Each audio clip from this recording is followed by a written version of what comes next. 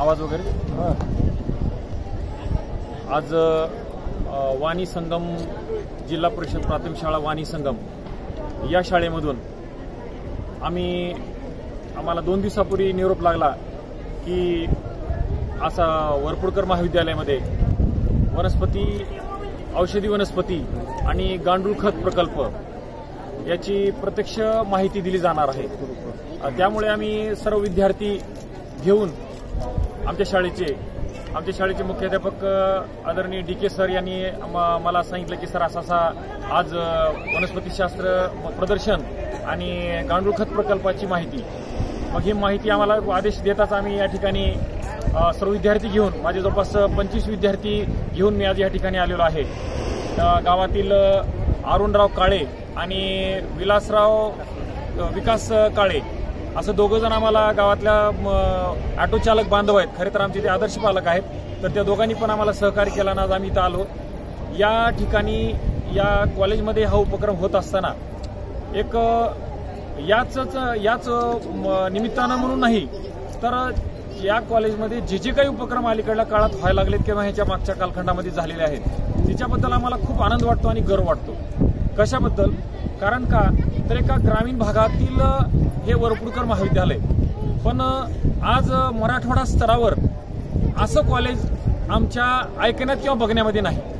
नाहीतर कॉलेजच्या इमारती, कॉलेजचं बाकीचा भाग सुशोभीकरण भरपूर झालेला असतो, पण कॉलेजच्या मध्ये काय दिलं जावं आणि कॉलेजचा स्टाफ कसा असावा, कॉलेजचे अध्यक्षापासून ते कॉलेजचे प्राचार्य, सर्व स्टाफ, सर्व विद्यार्थी कसे असावेत याचं एक मूर्तिमंत उदाहरण उत्कृष्ट उदाहरण जर पाहिलं तर वरपुडकर महाविद्यालय या कॉलेजचं नाव आवर्जून घ्यावे लागेल। या ठिकाणी लहान मुलं घेऊन ज्यावेळेस मी आता या ठिकाणी गांडूळ खत प्रकल्पाला माहिती दिली, तर गांडूळ खत प्रकल्प माहिती घेत असताना अगदी वास्तव स्वरूपात गांडूळ खत त्या ठिकाणी पाहायला मिळाले।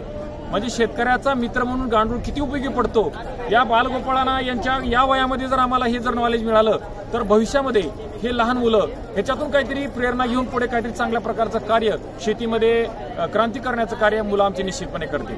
राहिले दुसरी गोष्ट म्हणजे या ठिकाणी औषधी वनस्पतीची माहिती।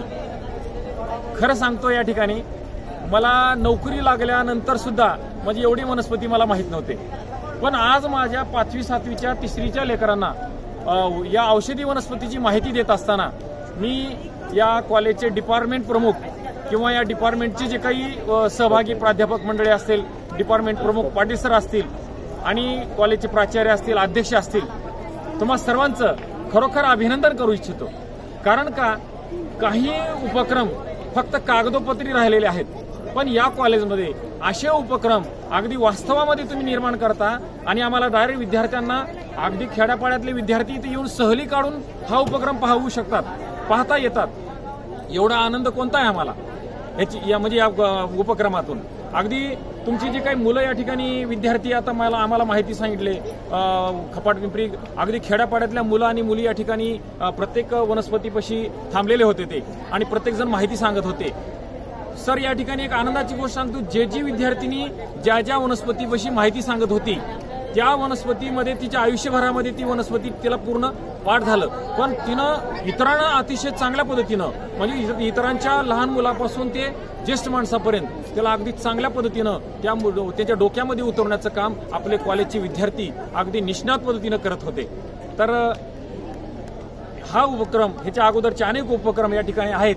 आम्हाला आनंद वाटतोय की आपल्या अशा उपक्रमामध्ये आम्हाला तुम्ही इन्व्हॉल्व करून घेतात आणि या कॉलेजचं सतत म्हणजे अतिशय गुणग्राहकता असा असलेला हा स्टाफ, याचा आम्हाला निश्चितपणे आनंद आहे आणि भविष्यामध्ये एक आम्ही या कॉलेजचे प्रेरणा घेऊ।